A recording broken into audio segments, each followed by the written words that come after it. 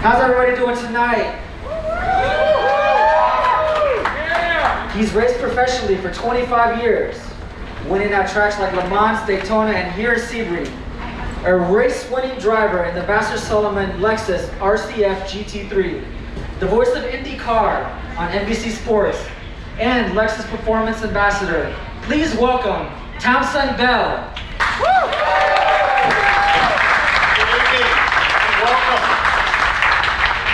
Boy, aren't we lucky. I mean, Sebring International Raceway, one of the greatest racetracks in the world. I've had the privilege of racing here, winning here, and crashing here.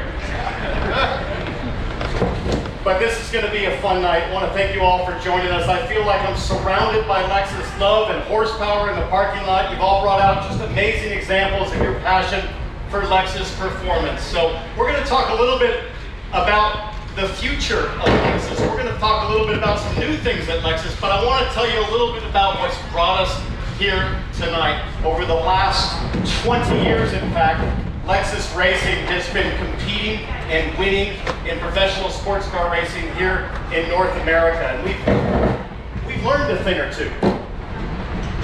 Like microphones. Should we try this? Everybody got me? Okay.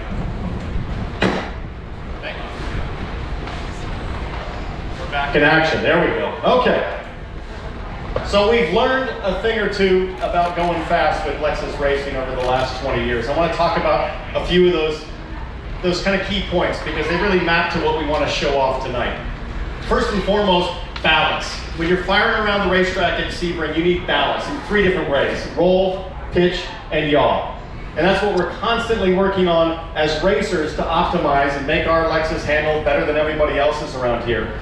And taking that, learning that information from the track to the street is what the engineers back in Japan at the new Shibayama test track are working on all the time. They call it Lexus Driving Signature. And it's really a new approach to overall vehicle handling. And I gotta tell you, if you haven't experienced it yet, you're in for something special. It's really just next level in terms of the handling of these vehicles. I just want to talk about endurance, because to win here at Sebring over 12 hours, you have to have a race car that'll stay with you, that'll stick together through all the bumps, contact with other cars, braking, etc. And I think that lesson really maps to the street as well, because Lexus, you probably know, they did it again. J.D. Power, #1 in initial quality and durability.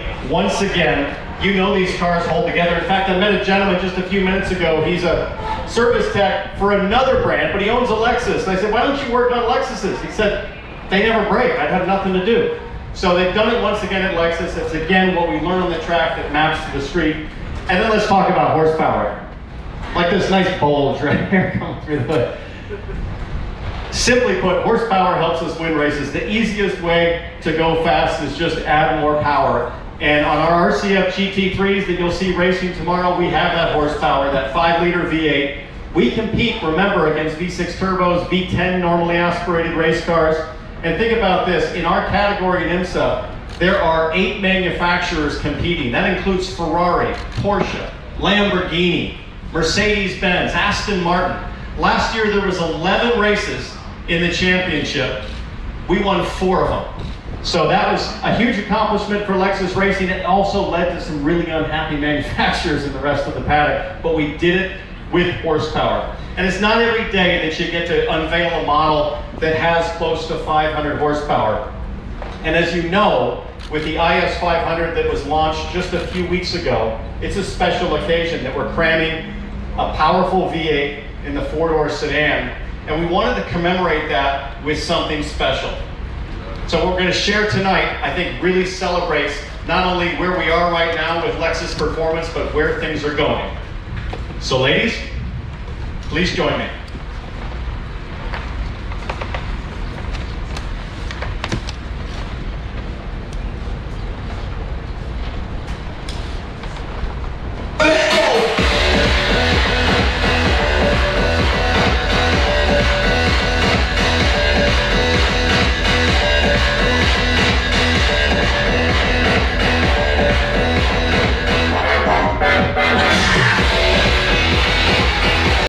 That'll be offered. And there's some key things that differentiate the launch edition from the IS500. So let's talk about those. It starts with the color. How could you miss it? Incognito. And I think it's fitting for a street sleeper like this. All 500 examples will be in this incognito, paired with these gorgeous matte black BBS wheels, 19-inch forged alloy, 7-spoke wheels. And then inside, some really neat differentiators. Starts with the ultra suede interior. You'll see that on the seats, black and gray treatment on the seats, the door trim, and the center console.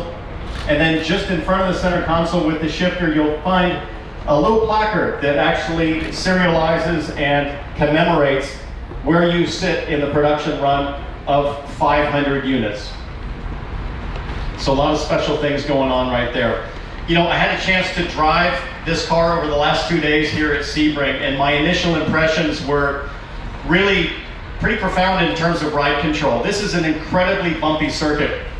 In fact, I brought the film crew out. Right behind you here is turn 1. It's one of the fastest corners on the track. It's super bumpy. Let's not forget this was a World War II Air Force base, you know, way back in 1942, and that surface has not been changed since 1942. So super bumpy, big concrete separations. And I had the film crew low on the ground. Bruce somewhere here will remember this. And I said, I want you to get low and get me firing it off into turn 1 at full speed. You'll see the car moving around and jumping and bucking.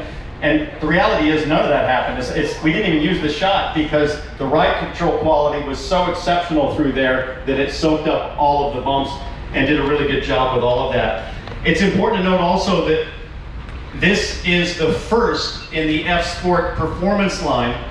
So it's not an ISF, and it was never meant to be.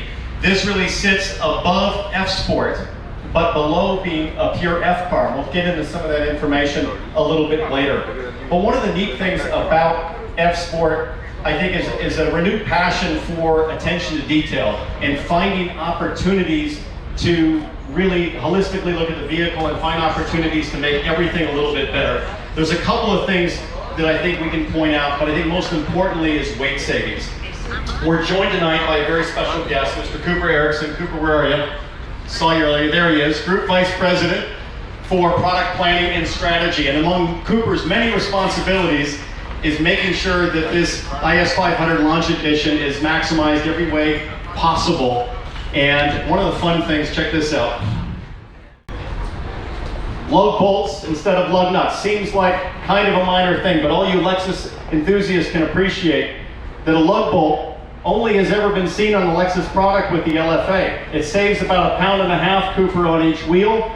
The BBS wheels added another 4 pounds of weight savings, so all told about 20 pounds of unsprung weight are realized just through the lug bolt usage and the lightened wheels. That makes a big difference when you're out on the racetrack. So I just love little nuggets like that. It just shows you how relentless the team is at pursuing optimization with the car. So another thing I think is really cool is that the original ISF, there's several out here in the parking lot. How many of you guys have ISFs out there right now? A lot of hands up. Great car. Big smiles, I can tell. This is actually the lightest V8 that Lexus has ever produced. And it's not a full-blown F car, but the power-to-weight ratio of the IS500 is actually a little bit better than the ISF. So ISF is pushing about 9 pounds with every 1 horsepower. The 500, 8 pounds for every 1 horsepower. So some nice gains there.